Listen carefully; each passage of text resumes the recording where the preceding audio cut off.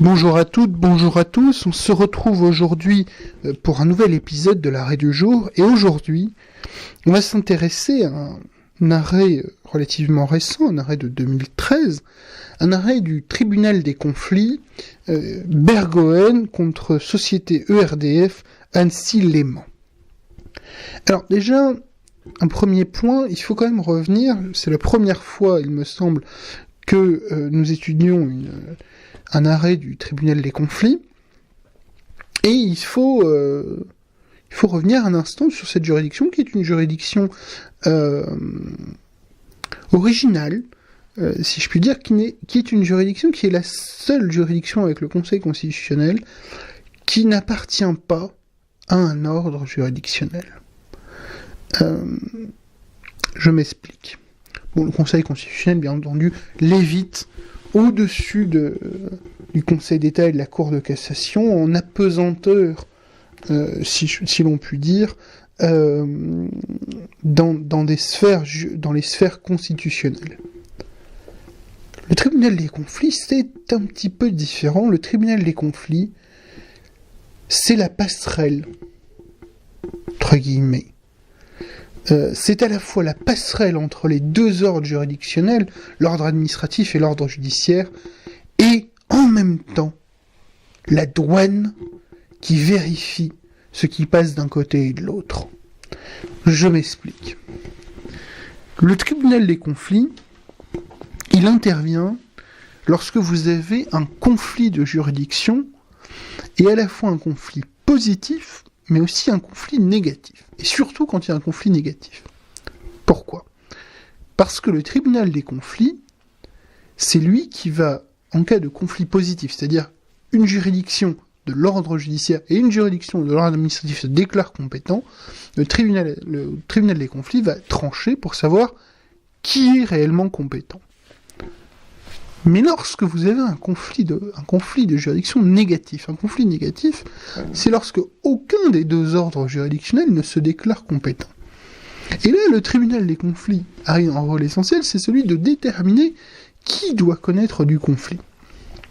Et c'est effectivement le grand rôle du tribunal des conflits. Le tribunal des conflits, il est constitué à la fois de conseillers d'État et de conseillers auprès de la Cour de cassation.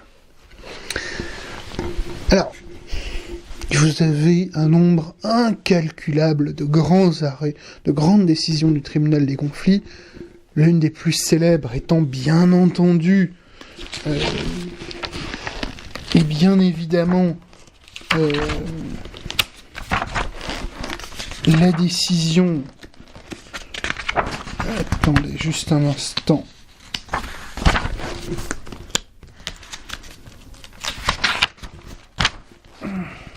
Bien entendu. Hop. Voilà. La décision Blanco de 1873, où le tribunal va trancher pour savoir si c'est aux juridictions judiciaires ou aux juridictions de l'ordre administratif, au Conseil d'État à l'époque, de connaître la responsabilité de l'État. Et puis, par la suite, le tribunal va rendre des décisions qui auront une importance majeure, parfois, dans la jurisprudence administrative notamment, mais aussi dans la jurisprudence des droits fondamentaux. Et peut-être qu'un jour nous ferons une semaine spéciale tribunal des conflits. Alors aujourd'hui, et dans cette grande semaine du tribunal des conflits, un arrêt une décision pourrait avoir sa place, c'est bien entendu la décision Bergoën, Monsieur Bergoën contre la société ERDF Annecy-Léman de 2013. Alors par cette décision, le tribunal des conflits, il redéfinit la notion de voie de fait. Et désormais, il n'y a voie de fait de la part de l'administration que lorsqu'elle a procédé à l'exécution forcée dans des conditions irrégulières d'une décision même régulière portant atteinte à la liberté individuelle ou aboutissant à l'extinction d'un droit de propriété. Ou lorsqu'elle a pris une décision qui a les mêmes effets d'atteinte à la liberté individuelle ou d'extinction d'un droit de propriété et qui est manifestement insusceptible d'être rattachée à un pouvoir appartenant à l'autorité administrative.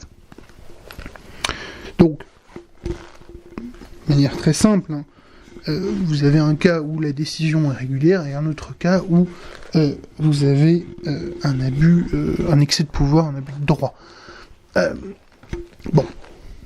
Excès de pouvoir plutôt. Mais les deux cas sont les mêmes, c'est pour qu'il y ait foi de fait, il faut qu'il y ait atteinte à une liberté individuelle ou extinction. Et attention, ce n'est pas atteinte. Les mots ont un sens très important, c'est extinction d'un droit de propriété. Alors, normalement, c'était le juge judiciaire qui était garant, qui connaissait de la voie de fait, puisqu'il était garant de la liberté individuelle et du droit de propriété. Avec cette nouvelle définition de la voie de fait, avec cette nouvelle définition, avec cette définition plus restrictive, vous avez le juge administratif regagne un peu de terrain sur le juge judiciaire.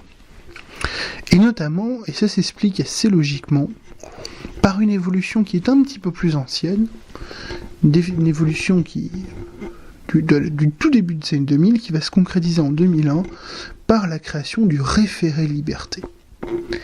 Et bénéficiant du référé liberté, le juge administratif se trouve à ce moment-là en capacité de répondre, si ce n'est plus vite,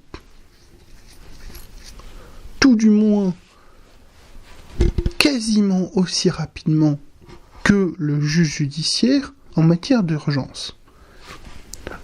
Le juge judiciaire connaît essentiellement deux procédures de référé. Le référé ordinaire, pourrions-nous dire, où vous avez à peu près une audience en 1 mois, et la référé heure à heure, où là, effectivement, vous avez une décision beaucoup plus rapide.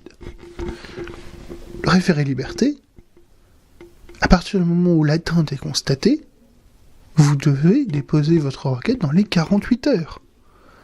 C'est quelque chose de beaucoup plus contraignant, c'est une procédure beaucoup plus contraignante, mais beaucoup plus rapide.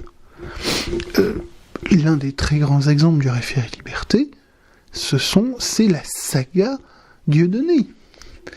Et par cette création, le juge administratif se rend compte qu'en fait, il a les moyens de protéger aussi efficacement, quasiment que le juge judiciaire, voire même plus efficacement que le juge judiciaire, la liberté individuelle et le droit de propriété des atteintes de l'administration.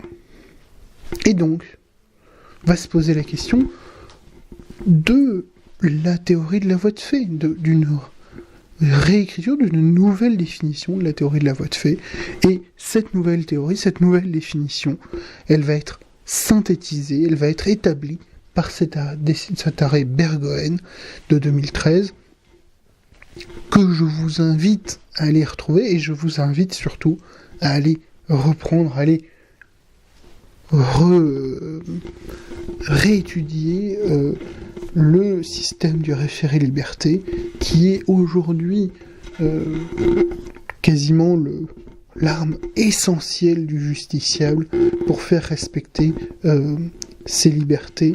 Et je vous invite à aller voir, on les étudiera peut-être un jour également, les libertés qui ont donné lieu, qui ouvrent possibilité d'effectuer un référé liberté. Je vous remercie, cet épisode de l'arrêt du jour touche à sa fin, et je vous souhaite une bonne journée, et je vous dis à demain pour un nouvel épisode de l'arrêt du jour.